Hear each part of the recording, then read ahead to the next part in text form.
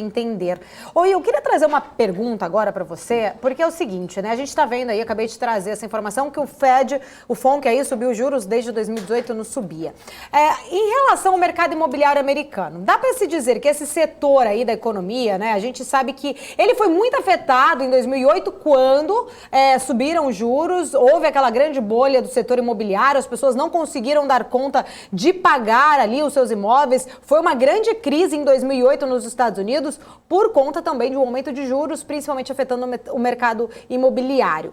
Pegando agora essa subidinha de juros aí, apesar de ser uma subida de 0,25 pontos, 0,50, diferente da nossa, quando a gente fala subida de juros aqui é muito maior, mas a minha preocupação é o seguinte, como que fica o setor imobiliário? Há uma preocupação de sinais de estagflação aí, por conta do aumento da inflação, produção estagnada aí em relação ao mercado imobiliário? Como que está a sua visão em relação a parte desse setor que já foi muito castigado no passado quando houve aquele aumento de juros em 2008? Paula, excelente pergunta, né? Porque o mercado imobiliário americano, ele sempre, depois de 2008, a gente aprendeu a ficar sempre acompanhando, né? Que nem cotação de petróleo, né? O mercado sempre acompanha para saber porque direciona commodities. O mercado imobiliário, você sempre tem o risco ali de que alguma coisa pode acontecer, especialmente num cenário de aumento de juros, aquela ideia de bolha e tudo mais. É bem verdade que já evoluiu, muita coisa mudou desde 2008, tá?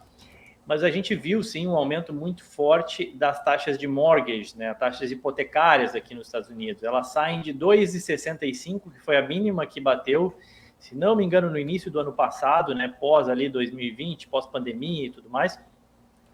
E hoje já batem na casa de 4%. É uma taxa de longo prazo, tá? Uma taxa para 30 anos.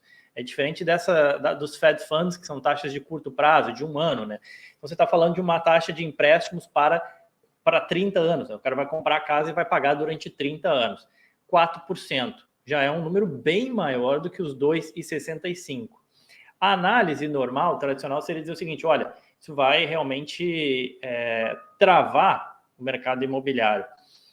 Mas essa não tem sido a realidade que a gente tem visto aqui. Os dados que saíram, inclusive, essa semana de housing starts, né, ou seja, quantas casas estão sendo iniciadas para serem construídas, ou de permissões para construir novas casas, eles continuam aumentando e estão em patamares superiores aos últimos anos. E isso porque você tem um descasamento ali, um balanço de oferta e demanda, que ainda está faltando, ou seja, o estoque de casas novas disponíveis aqui nos Estados Unidos, ele ainda é baixo. E teve um agravante que foi a pandemia, que atrasou muita obra. Então, quando você vê, você tem um gráfico também, eu vou ter que postar um monte de gráfico no Twitter depois, mas não tem problema.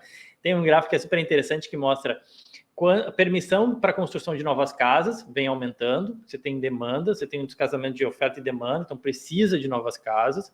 Você tem as permissões que você tem que pedir, né, na prefeitura, enfim.